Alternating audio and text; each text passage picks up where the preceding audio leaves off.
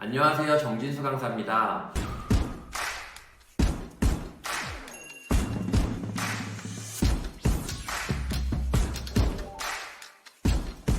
오늘은 제가 SNS 분야에서는 나름 인정받고 있는 강사로 활동을 하면서 할 수 있는 강사가 되었는지에 대한 비결을 공유해보고자 합니다. 어떻게 그렇게 많은 일을 했냐? 어떻게 그렇게 잘 될 수 있었냐라고 물어보는데 이번 영상을 통해서 여러분들에게 낱낱이 공개하도록 하겠습니다.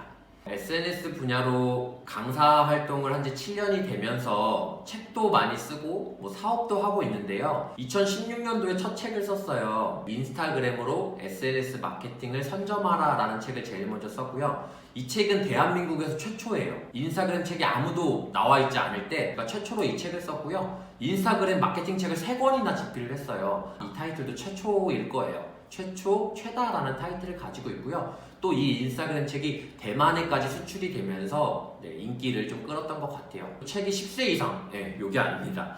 10세 이상 책이 팔렸고요. 성과를 냈던 것 같아요. 그래서 강사 플러스 이런 책들이 합쳐지면서 1타 강사라는 어떤 타이틀을 좀 받지 않았나 싶은데요. 또 SNS 트렌드 책도 제가 국내에서는 최초로 썼어요. SNS 트렌드라는 책이 없을 때 최초로 좀 내면서 이런 좀 타이틀을 가지고 있다라고 보시면 좋을 것 같아요. 코로나로 현재 강의가 많이 줄고 화상으로 대체되었고 강의가 연말엔 원래 조금 적어요. 평균적으로 보면 한 달에 20건에서 40건 정도 그런 정도의 강의를 했던 것 같고요. 하루에 1개에서 많으면 3건까지 강의를 진행을 했었어요. 하루 짧게는 1시간부터 8시간 이렇게까지 강의를 진행을 하는데요. 강사료도 하루에 500만 원도 충분히 받았던 적도 많고 강의로는 좀 자리를 잡은 강사인 것 같아요. 강의를 토대로 제가 사업들도 많이 하고 있어요.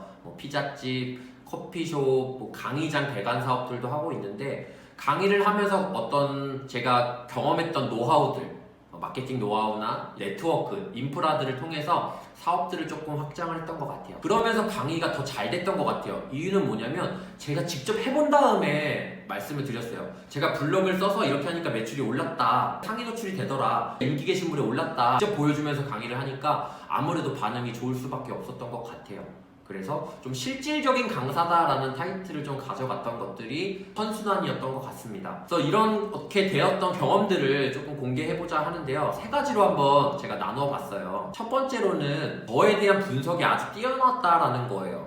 저는 저 스스로를 너무나 잘 알고 있어요. 제 장점, 단점, 강점 이거를 되게 정확히 알고 있는데요. 이게 안다는 게 마냥 좋지만은 않아요. 괴로울 때가 있는데 어찌되었건 저는 이 부분을 제 강의 영역에 많이 적용을 시켰던 것 같아요. 단점으로 보면 성격이 되게 급해요. 그래서 실수를 할 때도 있고 또는 너무 빠르게 결정을 할 때가 있는데 이걸 장점으로 되게 잘 썼던 것 같아요.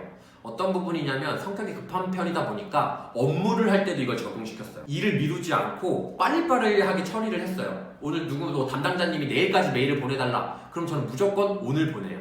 보낼 수 있을 때 보내고 쉬는 시간에 보내고 누워있다가도 일어나서 메일을 보냈던 것 같아요. 성격적인 부분이 분명히 있어요. 마음에 계속 생각이 나요. 이거 해야 되는데. 그리고 그거 저 놓치지 않기 위해서 항상 수첩에다가 다 써놨어요. 그래서 제가 이렇게 하나하나 지우는 거 되게 좋아했어요. 오늘 업무 리스트 써놓고 해야 될 거, 이번 주에 해야 될 거, 이번 달에 할 거 이거 항상 써놓고 놓치지 않게 하려고 했던 부분들이 되게 좋았던 것 같고 이게 또 강점이 되다 보니까 일을 많이 하다 보니까 이런 부분들이 더 기회로 오지 않았나라는 생각이 든 것 같고 일을 맞춰야 좀 잠이 드는 그런 부분들이었는데 이거 되게 강점으로 잘 사용했던 것 같아요. 이게 시간이 좀 지나면 단점으로 작용이 돼요. 규모가 커지고 사업이 좀 커지면 이렇게 섣부르게 결정하는 거라든지 빠르게 결정하는 건 단점이 될 수 있어요. 그러나 지금 만약에 초창기의 강사님이시라면 무조건 더 많은 일을 하시고 좀 일을 벌려보시기를 잃을 게 별로 없어요. 내 시간 말고는. 그러니까 도전해보시고 조금 많은 일을 해보시는 걸 추천을 드리고 저는 그렇게 했던 것들이 되게 큰 강점이었던 것 같아요. 두 번째로 저는 저만의 좋은 루틴을 가지고 있었어요. 어떤 것들인지 보니까 강의를 가면 사진 찍는 걸 항상 습관화했어요. 7년 전부터. 대부분 강사님들을 만나보면 여유있게 사진을 찍는 거를 좋아하셨어요. 저는 좀 급하더라도 사진을 찍는 걸 항상 생활화했어요. 이거를 7년 동안 하다 보니까 강의 사실 다 가지고 있어요. 강사님들을 만나보면 강의 오래 하셨는데 사진이 없으신 분들이 많아요. 온라인에서는 이게 다 콘텐츠거든요. 결국 시각화를 시킬 수 있어야 되기 때문에 이게 강의를 많이 했다 이거 말로 중요하지 않아요. 보여줄 수 있는 SNS나 온라인의 자료 이런 부분들이 저는 좀 좋은 루틴으로 해서 강점으로 작용을 했던 것 같아요. 그리고 저는 이 사진들을 외장하드 2개에 보관하고 있고 컴퓨터, 뭐 핸드폰 다 가지고 있어요. 그러니까 잃어버릴 일이 없죠. 몇 년 전에 있던 것도 올리면 이게 컨텐츠가 돼요. 아, 저 사람 저 때부터 강의했구나. 저 때부터 강의 평가가 좋았네. 이게 컨텐츠가 돼요. 그때는 그냥 강의 후기 하나일 수 있지만 그런 평가가 컨텐츠가 될 수 있으니까 여러분들도 그 부분 이해하시면 좋으실 것 같아요. 그래서 여러분들도 자기만의 루틴을 좀 가지고 강사 일을 하시면 훨씬 더 도움이 되신다. 세 번째로 저는 빈 깡통이어서 요란했습니다. 부끄러운 부분이기도 해요. 일부러 더 빈 깡통이라고 말씀을 드렸는데 모든 강사가 마찬가지겠지만 처음부터 잘하는 대단한 강사는 없어요. 누구에게나 처음이라는 건 분명히 있습니다. 근데 저 처음이라는 부분에 있다 보면 아무래도 서툴고 실수를 많이 하게 돼요. 그러다 보면 위축되다 보니까 이것들을 뭐 공유를 잘 안 하거나 나 어디서 강의했다 이런 걸 말하지 않는 분들을 많이 봤어요. 근데 어떤 강사나 마찬가지예요. 강의를 하면서 느는 게 맞고요. 질문을 받고 그 질문에 대한 대답을 하면서 늘고 또 부족했던 점이 있으면 다음번에 보완하게 되면서 좋은 강사가 되시는 것 같거든요. 또 그게 경험이 되면서 자신감이 생기고 또 거기에 좋은 강의들이 후기가 생겨서 또 다음번에 불러주는 선순환 구조에 들어올 수 있는 것 같아요. 저는 온라인 마케팅 강사기도 했고 블로그에 능숙하기도 해서 사실상 처음부터 강의가 조금 많이 들어오는 편이었어요. 그리고 저는 직접적으로 저한테 강의 문의가 들어왔어요. 많은 강사님들이 이제 소속 강사로 활동을 많이 하시게 됐는데 처음에 저는 좀 직접적으로 저한테 문의가 많이 와서 블로그를 통해서 인스타그램을 통해서 그런 부분이었는데 그 왔던 부분들을 계속 잘 후기를 만들어냈던 것 같아요. 빈 깡통이다라는 걸 뭐였냐면 이런 거예요. 예를 들면 이런 거예요. 10개의 후기가 있다고 가정하면 9개가 만약에 안 좋은 후기가 달렸어요. 강의를 처음 해서. 그리고 1개의 좋은 후기가 달렸어요. 어떻게 할까요 그러면? 대부분은 움츠러들어서 되게 이거를 바라보고 싶지 않죠. 아, 내가 강의를 너무 못했네라고 하는데 전 이랬던 거예요. 이 하나의 후기를 올리는 거죠. 아, 보람차다. 내가 이렇게 강의를 잘했구나. 누군가에게 도움이 됐구나. 이렇게 올리는 거예요. 거짓말 아니잖아요. 그죠? 제가 강의를 못했다 10개 중에 하나를 조작한 게 아니라 하나 좋은 것만 올리는 거예요. 아, 나는 오늘 이게 보람차다. 실제로 보람이 찼고요. 그런 부분들을 제가 말씀드린 것 같아요. 대부분의 많은 사람들이 좀 그런 부분에서 움츠러드는데 저는 되게 자신감을 가지고 일부러 그렇게 더 요란하게 했던 것 같아요. 빈 깡통이기 때문에 요란해야 된다는 게 이런 부분이고 PR 시대예요. 자기 홍보가 되지 않으면 아무도 쳐다보지 않아요. 차라리 재수없을지언정 일은 저랑 하고 싶게끔 만드는 전략을 썼어요. 저는 그 방법이 저는 되게 잘 먹혔던 것 같아요. 저 사람은 재수없어. 근데 강의는 너무 잘해.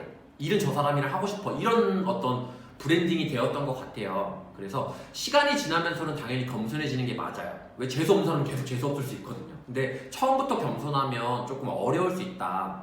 양육강식의 세계이기 때문에 나를 너무 이렇게 움츠러드시는 것보다는 아무것도 없을 때는 일부러라도 더 자신감 있고 몸집을 크게 보일 수 있게 요란하게 하시기를 추천드리고 그거 가지고 누가 아무도 뭐라 하는 사람 없어요. 그런 분들이 조금 더 마케팅을 잘 하는 것 같아요. 그래서 강의로 또 이어지는 것 같기 때문에 이런 부분들도 여러분들이 참고해 주시면 좋을 것 같습니다.